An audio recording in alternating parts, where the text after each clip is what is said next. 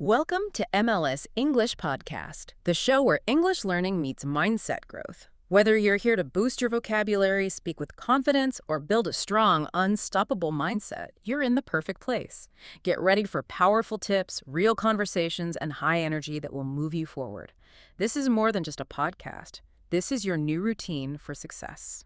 It's truly wonderful to have you with us on this journey. Today, we're embarking on a deep dive into a really universal human experience.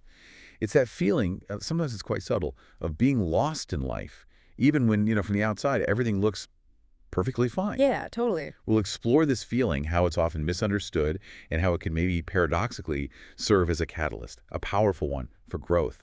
And of course, along the way, you'll naturally absorb some valuable English insights, helping you express these complex ideas, hopefully with more confidence. Okay, let's unpack this feeling then. We're talking about that sensation where life seems to be moving forward, right? Like maybe you're hitting milestones, ticking boxes. Following the path. Exactly. But you yourself feel strangely stuck. Like you're just standing still. It's like being a bystander in your own life almost. Questioning, well, everything. Your direction, your purpose. And it's not always this huge dramatic crisis moment, is it? No, not usually. More often it's quieter, an internal thing. Just something feels off, a dissonance. Yeah, a persistent whisper. Right. So that stuck in the mud feeling, it's incredibly real. And I think way more common than people admit. Definitely. Everything around you looks okay. You've got your routine, you're handling responsibilities. Maybe your social life even looks good on paper. Right. The checklist seems complete. But inside, there's this deep sense of being lost, out of sync. It feels like the world's this river just flowing fast, and you're stuck on the bank just watching. Just watching it go by. That's a great analogy. You're physically there, but mentally, emotionally disconnected. Yeah, this subtle but constant unease. You could be succeeding by external standards. Getting the promotions, hitting the targets. But your inner compass is just spinning. You don't know where north is anymore. And what's truly compelling, I think, is how often this internal disconnect happens without any obvious external warning signs. Right. No big red flags, usually. Exactly. It's rarely about some sudden crisis that just shakes everything up. It's more insidious, a subtle, pervasive feeling that you're just on autopilot. Autopilot. That's such a good word for it. You're performing all the right actions, sticking to the schedule, doing all the things you're supposed to do, but your heart's just not in it. Your soul isn't engaged. You could even think of it through the lens of cognitive dissonance. Okay.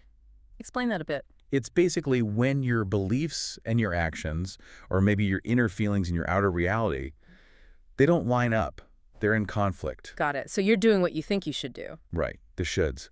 But it doesn't match what you feel you need to do for, genuine fulfillment. And that must feel really confusing because, like you said, on paper, everything's fine. Exactly. It makes the internal struggle even more baffling. Yeah. Start asking, why do I feel this way? I should be happy or at least content. Yeah, what's wrong with me? Precisely. It's that disconnect between the life you're expected to live or the one you've built and the actual experience inside. Oh, I can absolutely relate to that internal gap.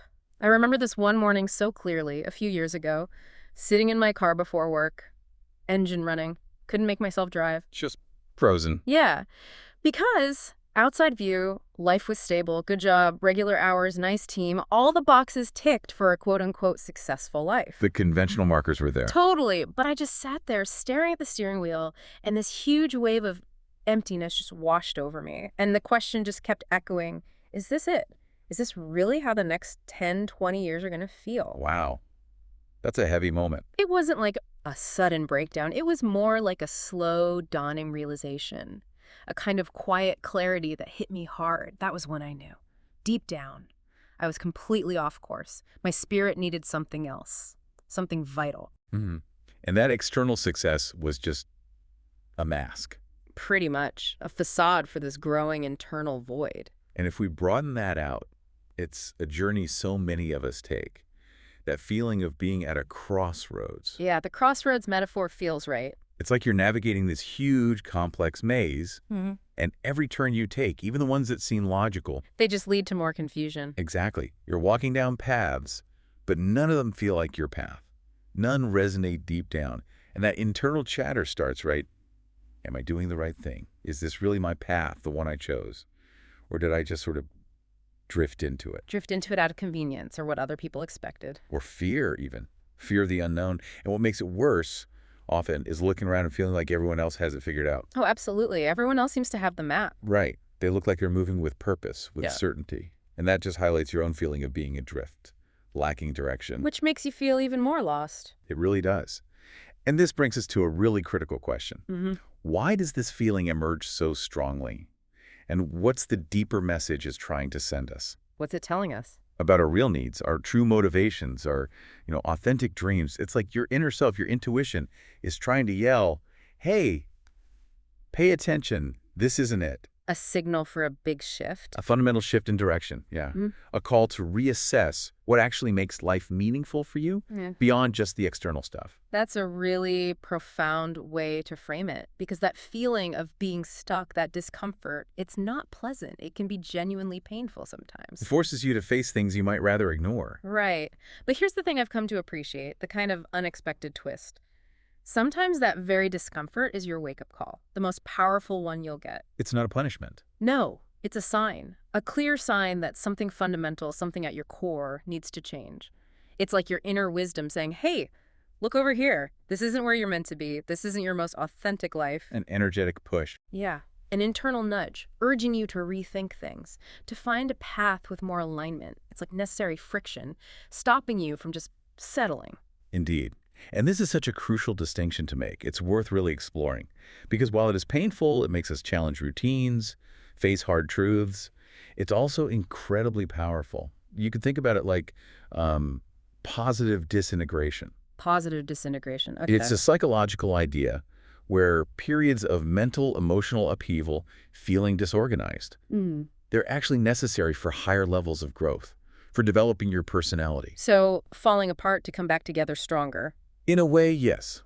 When you hit that moment, when you consciously stop and say, wait a minute, what am I doing? This isn't right for me. Yeah. That's a very start of clarity. Not the end, but a beginning. Precisely.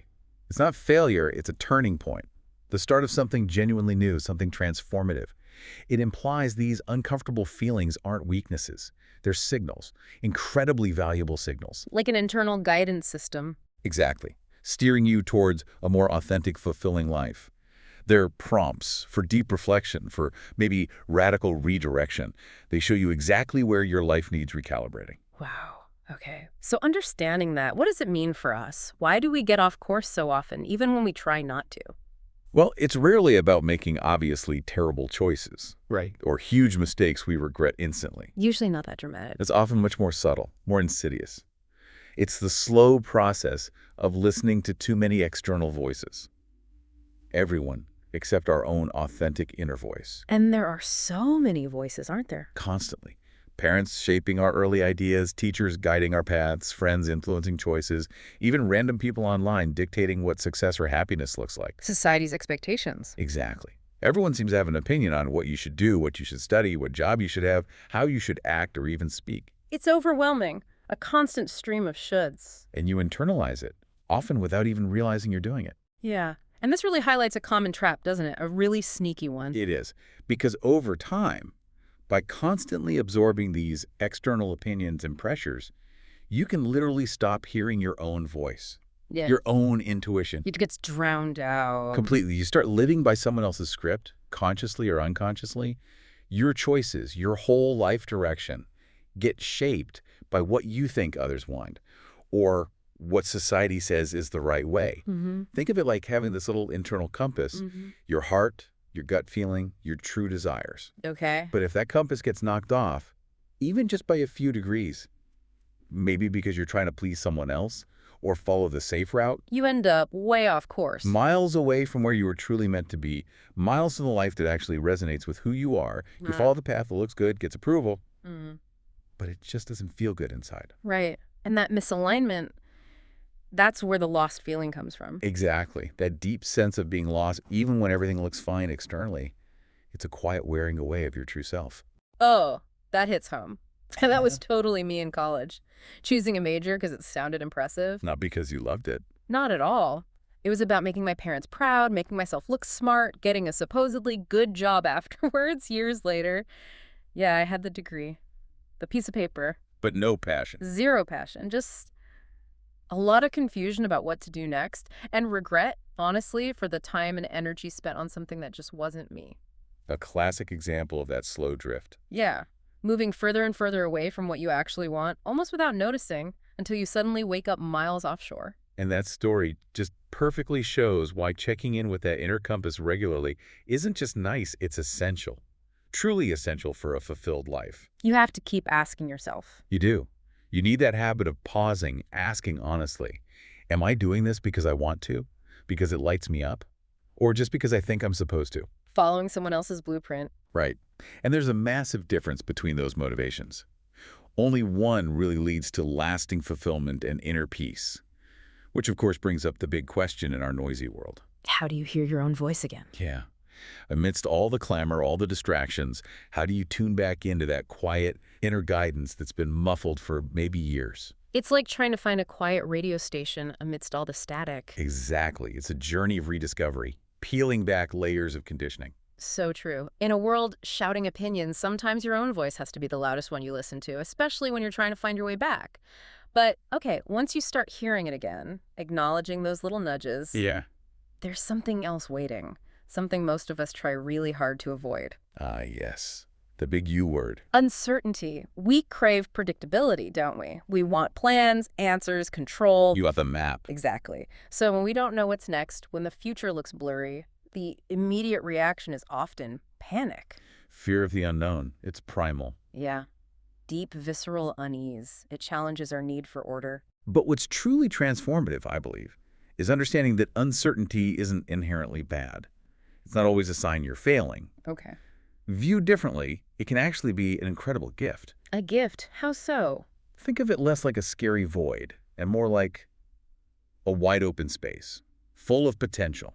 It creates space mentally, emotionally, to think freely without being boxed in by old plans, to explore new ideas. To consider paths you wouldn't have before. Precisely. And crucially, it forces you to rediscover what actually matters to you now, without the weight of past expectations.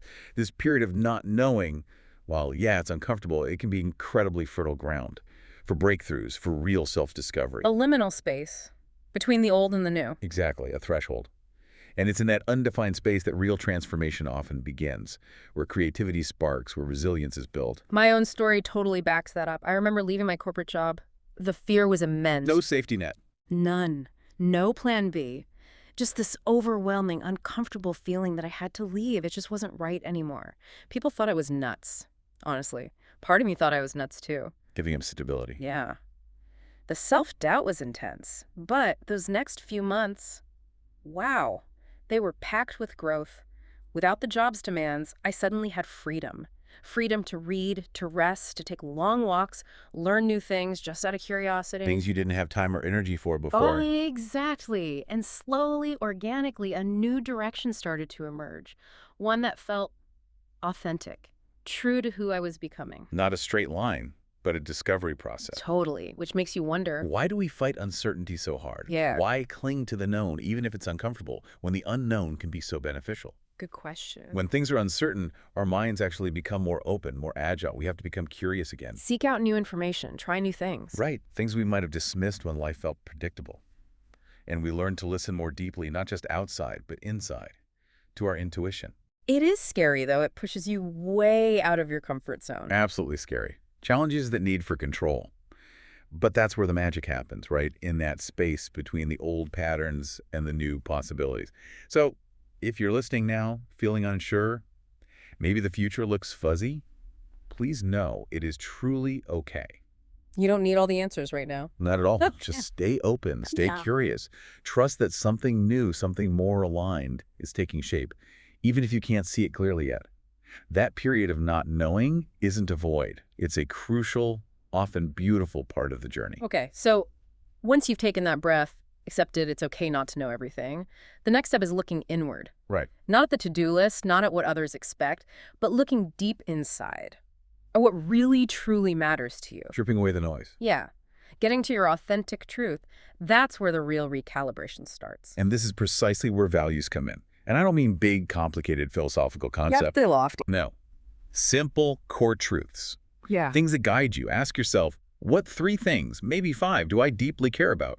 What's non-negotiable for me?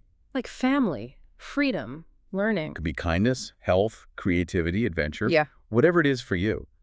Often when people feel lost, it's because they've unconsciously drifted away from these core values. Their daily life doesn't match what they say is important. Exactly. Actions become misaligned with core beliefs, and that creates that feeling of being unmoored, lacking an anchor. Oh, I felt that so strongly. I remember a time I was so focused on being productive, chasing external success. The metric society values. Right, that I completely stopped doing things that made me feel alive. Things essential to my well-being, like writing, which I love. Yeah. Or just having real deep talks with close friends. Things that actually nourished my soul. Things that measure you. Yeah. And when I finally paused and looked back, I saw so clearly how I drifted. How easily we lose touch when external pressures take over. It's a powerful realization. And connecting this back, when you consciously choose to reconnect with those values. Identify them first, then reconnect. Yes. And start aligning your actions, even small ones, with what truly matters. Things begin to shift powerfully. You might still feel unsure about the big picture. The grand plan might still be fuzzy, absolutely. But now you're at least moving in a direction that feels true, authentic. It gives you an anchor. An incredibly powerful anchor, especially in times of change or uncertainty. It provides purpose, integrity, even when the outside world feels chaotic. It's building that inner foundation. Okay, here's where it gets really interesting for me. And kind of simple, surprisingly. Once you know what matters, it's time to act. But small. Like really small. Tiny actions. Yeah, because big change doesn't usually happen in one giant leap. It's built step by step. Something that helped me massively, especially when I felt overwhelmed, was setting tiny goals. Really tiny. How tiny are we talking? Like on days I had zero motivation, felt totally stuck, I'd tell myself, just write one sentence today. Or just walk for 10 minutes. That's it. And sometimes that was the win for the day. Absolutely. But it kept the momentum going, even just a tiny bit. And that raises the question, doesn't it? How small is small enough to actually make a difference? Right. The answer is often way smaller than we think. I once set a goal, seriously, just to get out of bed and drink a glass of water. That was it. Wow. Okay. But you know what? That one tiny action gave me a sense of progress, a feeling of accomplishment, however small. And progress builds confidence. Exactly. It builds momentum. It shifts your mindset from stuck to moving. And it reframes what daily success looks like. It's not just big achievements, it's consistent tiny wins. That makes so much sense. We think change has to be huge, but it's the small, consistent steps that move us forward, day by day. Even like saying one English sentence out loud each morning. That small act builds confidence, fluency, shifts your energy. Consistency over intensity sometimes. Totally. So if you're feeling stuck, don't wait for some huge lightning bolt of motivation. Start with one small, easy win today, something you can do. Let it build from there. Those micro efforts are the foundation, which leads perfectly to another crucial piece, connection. Support systems. Right. Because even when you're trying your best, some days are just hard. Incredibly hard. And having people around you matters immensely. It's often underestimated. When I was feeling really lost, one of the best things I did was just talk to a friend. One honest conversation. A real heart-to-heart. Vulnerable, though. Very. I told him how I was feeling. Awkward, unsure. And you know what he did? He just listened. Didn't try to fix me. Didn't give advice unless asked. Just listened. And that made a difference. Huge difference. Just feeling seen, understood, less alone in it. Which makes you think, what kind of support is actually most helpful in those moments? Exactly. Because sometimes just knowing someone understands, someone's just there for you, even silently. Yeah. It's massive. Feeling validated. Yeah. Whether it's a friend, a teacher, a mentor, even an online community, having someone to check in with gives you strength. It's not about being perfect. It's about being supported through the imperfection. And connecting this to growth. When you share your journey, your struggles, your hopes, you also create accountability, don't you? How so? You start showing up, not just for yourself, but partly because someone else believes in you. Someone is holding that space for your growth. That external encouragement can be a powerful motivator. Incredibly potent, especially when your own motivation is low. So if you're listening and feeling alone, thinking you have to do it all yourself, please reach out, send the message, make the call. Share a little bit. It's not weakness. Absolutely not. It's strength, courage, taking that step toward connection. Even tiny steps count here, too. Okay, and once you've taken that step, however small, connecting, setting a tiny goal, reflecting it deserves celebration. Acknowledging the win. Yes. We often wait to feel proud until we hit some huge goalpost. But what about the tiny victories? The quiet moments you just kept going when it was hard?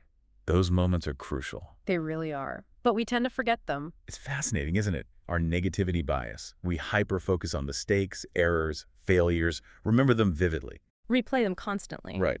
But the good moments, the brave choices, the small acts of resilience, we often overlook them or dismiss them, even getting out of bed when you didn't want to. Finally starting that journal, asking for advice, that's a milestone too. It really is. It's about recognizing every step of progress. However small it seems. Totally. I actually started this thing last year, kind of accidentally. Yeah. A lost and found journal. Ooh, tell me more.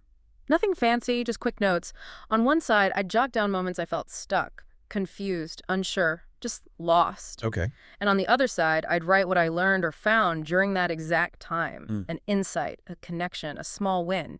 And looking back through it now, wow. I realized I wasn't nearly as lost as I felt. I was just growing. The lost was part of the finding. Exactly. The lost moments led directly to the found insights. That's such a powerful practice. And it makes you wonder, how do we cultivate that perspective shift more deliberately? Seeing lost not as failure, but as opportunity. Right. Your journal idea nails it. Even when life feels messy, full of detours, wrong turns, it's still your journey, indispensable. Those detours, those seeming missteps, they teach you invaluable things. Forge resilience, make you wiser, more human. They refine your perspective. Absolutely. They help you find meaning even in the winding paths. They aren't deviations from your story. They are essential chapters of your story. That's a great way to put it. So maybe today, just take a second, look at your own story. Think about a time you felt really lost, adrift, and ask gently, what did I find there? What lesson? What strength? What connection? Maybe you found patience you didn't know you had. Maybe a friend who became an anchor. Or maybe, just maybe, you found the courage to begin again. And that is absolutely worth celebrating. For sure. Not necessarily with fireworks, but just with kindness to yourself. Yeah. A small smile, a deep breath, a reminder. You're still on your way. You're evolving. And just showing up for that journey, that's enough. That honestly gives me goosebumps. It's such a comforting thought. It really is. We truly hope you found something meaningful in today's deep dive. Maybe a new idea, a shift in perspective, or just that feeling, that you're not alone in this. We're all figuring it out. Exactly. We're all navigating. And now, as always, it's time for a little extra help with the English side of things to boost that vocabulary and understanding. We covered a lot today, some complex feelings and ideas. And if some words or expressions felt a bit tricky or maybe just new, don't worry about it at all. It happens. Our brilliant language expert, Charlotte, is here. She's going to break down some key vocabulary we used in a really clear, simple way, with context, examples, all the good stuff. Let's join her now. Hey there, my lovely learners. It's Charlotte here, and I've got you covered in today's vocabulary breakdown. As you just heard, our hosts used some really helpful words and expressions throughout this deep dive. Perhaps a few of them felt new, or maybe you understood them, but want to solidify your grasp on their usage. That's totally okay.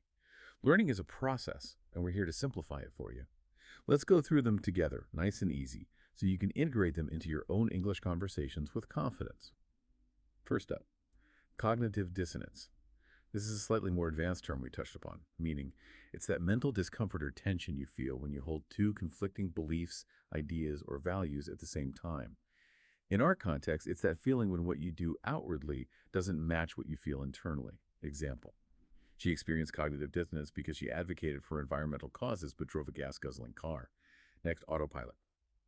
Meaning, doing something habitually without really thinking about it, like a machine running itself. Example: he was living on autopilot, just waking up, going to work, and sleeping again, without really engaging with his life. Then we had crossroads. Meaning, this is used metaphorically for a point in life when you have to make a really important, often life-changing decision. Example: she felt like she was at a crossroads. Should she stay at her stable job or courageously start something entirely new? Wake-up call. Meaning, an event or piece of information that makes you realize you need to change something significant about your life or how you behave. Example: losing his job was a real wake-up call that he needed to reconsider his career path. Positive disintegration. Another concept mentioned today. Meaning, this is theory suggesting that psychological growth happens through periods of feeling disorganized or falling apart emotionally, rather than just smooth progress. Example: Her period of intense confusion was in fact a process of positive disintegration, leading to deeper self-understanding. Insidious trap, meaning something harmful or dangerous that spreads or develops gradually and secretly, often without you noticing until it's quite established. Example, the insidious trap of always seeking external validation slowly eroded her self-esteem. Drift, meaning to move slowly, subtly, often without conscious control or a clear direction, like something floating on water. Example, he didn't realize how far he had drifted away from his real goals and passions until it's too late. Inner compass, meaning your intuitive sense of direction or moral guidance, your conscience or gut instincts.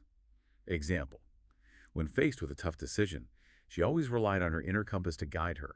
Resonates with, meaning when something evokes feelings, memories, or emotions in you, when you feel a deep connection or understanding with something.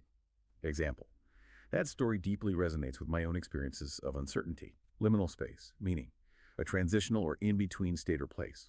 A threshold that's neither here nor there, often linked with change and transformation. Example, the period after graduation felt like a liminal space, full of both uncertainty and possibility. Visceral level, meaning relating to deep inward feelings rather than just your thoughts often means a strong gut reaction. Example, the feeling of being undervalued affected her on visceral level. Intrinsic motivations, meaning motivations that come from inside you, driven by interest or enjoyment in the activity itself, not from external rewards like money or praise. Example, he found his true purpose by following his intrinsic motivations, not external pressures. Unmoored, meaning feeling like you lack stability, security, or a clear direction, like a ship without its anchor. Example, after the breakup, she felt completely unmoored, unsure of her next step. Heart to heart, meaning a deep, honest, and often intimate conversation between two people. Example, we had a heart-to-heart about how unhappy I was with my job and what I truly wanted. Accountable, meaning being responsible for your actions and decisions and being expected to explain them if asked. Example, I feel more accountable when I study with a friend because I don't want to let them down. Milestone, meaning an important stage or event in the development of something or in your life or career journey. Example, finishing her first English book was a huge milestone for her learning journey. Goosebumps, meaning those small bumps you get on your skin when you feel strong emotions like fear, excitement, or inspiration. Example, her powerful story gave me goosebumps. It was so inspiring to hear. And finally, perspective, meaning the way you see or understand something, your particular attitude or viewpoint. Example, after speaking with her grandmother, she gained a new perspective on life's challenges. That's it for today, my amazing learners. Remember, vocabulary isn't just about memorizing words, but understanding how they feel and how to use them in real life. Try using a few of these in your own thoughts or chats this week. I promise it helps build confidence.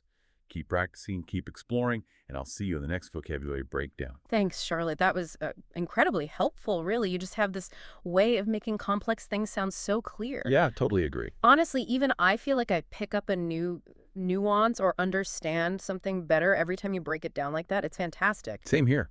Always learn something. It's really valuable. And hey, if you're listening and you made it all the way through this deep dive, seriously, we just want to say we're really proud of you. Whether you're feeling lost right now or you're actively finding your way, or maybe you're already on a new path, you showed up today. You invested this time in yourself, in your growth, your English. And that effort, that curiosity, that absolutely counts. It's the foundation for everything else. Your progress definitely doesn't end here. This is just part of the journey, right? Yeah. Continued growth in Oh. English, in life. Keep listening to that inner compass. That's a wrap for today's episode on MLS English's podcast. If you enjoyed it, make sure to subscribe, maybe leave us a review, that always helps, and share this episode with someone you know who's serious about growing in English and in life. Keep practicing, keep pushing forward, and we'll see you in the next one. Let's grow together.